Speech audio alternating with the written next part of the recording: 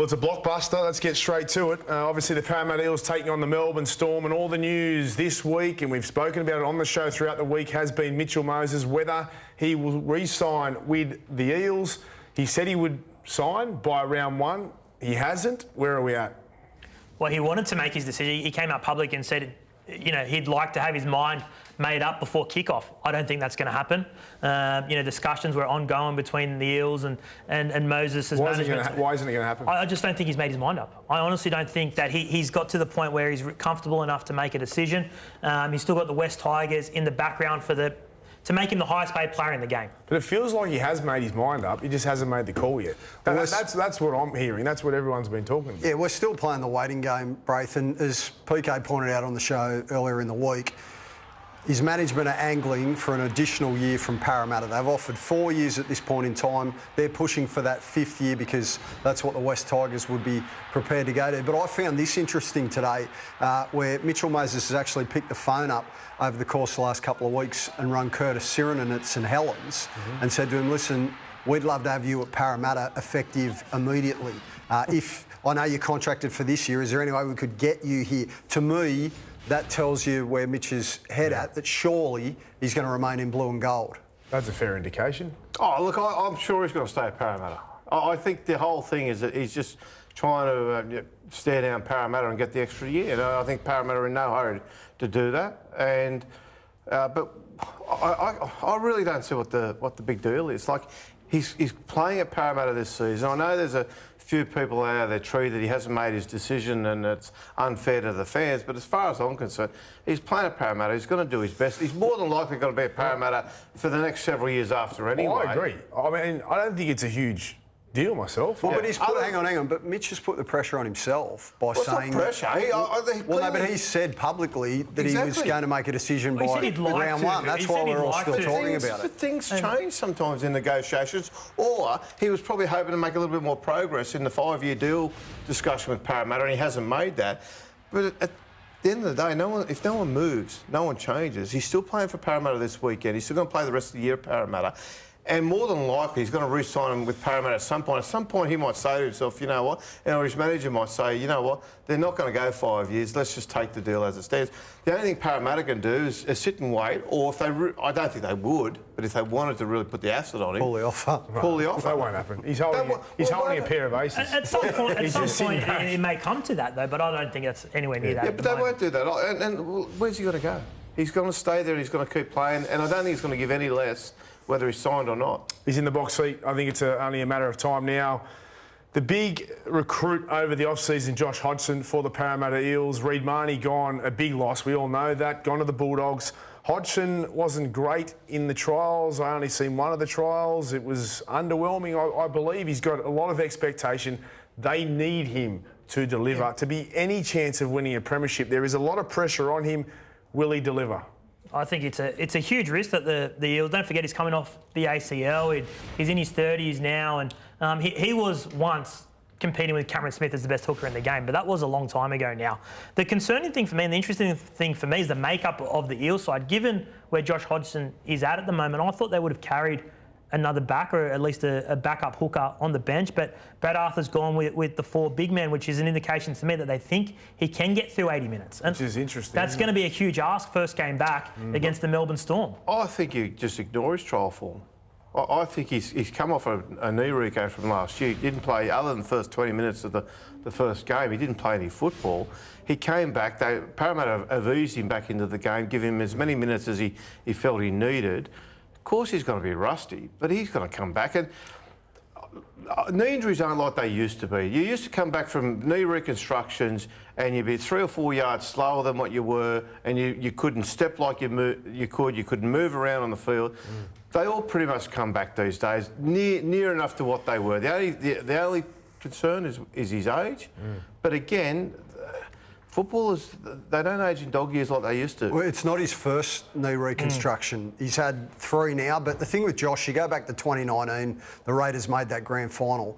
He was the second best hooker in the game and only a struck match behind Cameron Smith as the #1 hooker in the game. I think he can recapture that form at Parramatta. I like the seniority, the amount of experience that he's got, and I think if he can get the combination with Moses and Gutherson right, then he can do great things at the Eels. Hoops, they're missing a few of the Eels they could do with Madison this They week. could, yeah. No, well, he played a weird shot in grand final week where he obviously got done for the crusher tackle on Dylan Edwards in the GF, and then rather than paying the $4,000 fine, he took the 3-week suspension. Then he tried to backflip. The NRL said, no, you're not backflipping. Parramatta tried to state a bit of a case. It didn't go anywhere, went around in circles, and now he's out for 3 weeks. It's a big game, this. I mean, is it 18 wins in a row for Melbourne round one? But Parramatta have won the last 3 at CommBank, is that right? So this is a hard Parramatta game. have won the last 4 out of the last 5 against It's a hard Melbourne. one to pick. It is. Where are we leaning?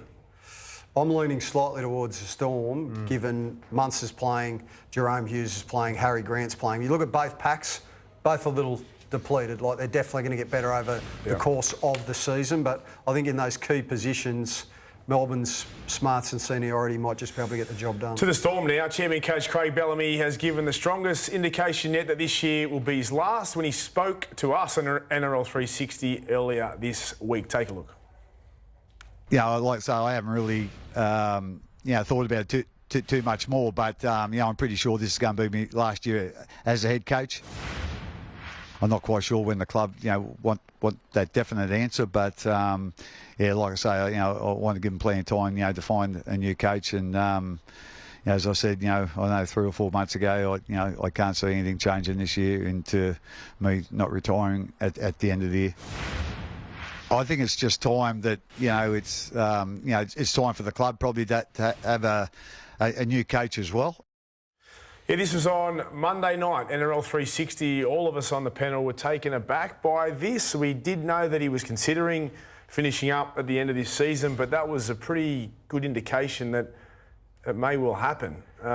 First of all, when is it going to happen, and who comes in for him? Well, he's got to make a decision at the end of March. Is it the end of March? Roughly around there. Each year, the way his contract is structured, he's got to make a decision every year to activate the clause for next season. I've never heard him so emphatic. No. Usually, and we've danced this dance before with Craig, where we thought, okay, this could be it, or he could leave, and all this sort of stuff. But it looks like he's made his mind up that this is it. Well, he's had offers to go to the Broncos a couple of times. He seriously considered them. Didn't end up going down that path, but. That's a massive yarn Monday night. Well, that's a huge yarn. If Craig Bellamy's going to finish up, he's been there since 2003. He's won 3 premierships in that time. He's built that dynasty that's at that club. Speaking to people around the club this week, they want to give Craig Bellamy as long as he needs. So the deadline might say March on paper, but if he wants till April or May, they don't want him going anywhere. I spoke to Matt Tripp. He said, I want him here for another 4 years. Yes. He said he can be here for as long as he wants. If you remember, he went past it last year because he could make his decision. But that also was an indication, I think, of the inner turmoil that he was having to try and reach the decision. He sounds... It seemed definitive, didn't it? He's pretty emphatic that I think he's going to go, and we all think he's going to go. Reedy even asked him if he still enjoys it, and there was a little bit of hesitation. He did, but he also didn't enjoy. He said that he didn't enjoy it. Those parts he doesn't. Parts he didn't of the coaching. Premiership window, does that make it smaller now for Melbourne? We don't know what Melbourne are going to be once he leaves. So you'd like to think this year's a pretty big year for them and an opportunity they really want to. They're always in it. They're always in it. Always in it, Braith. And look, I sit there and you look at the loss of the forward pack. They've just been gutted in the forwards this year, Melbourne, from what they had last year. But they've just had this remarkable ability to find players from who are underachievers or underperformers at other clubs. They put a little bit of work into them, and off they go. And I think Melbourne, they're going to be there. I think this year they're going to probably need a little bit more luck than they've had previous years if they're going to try and take out the title.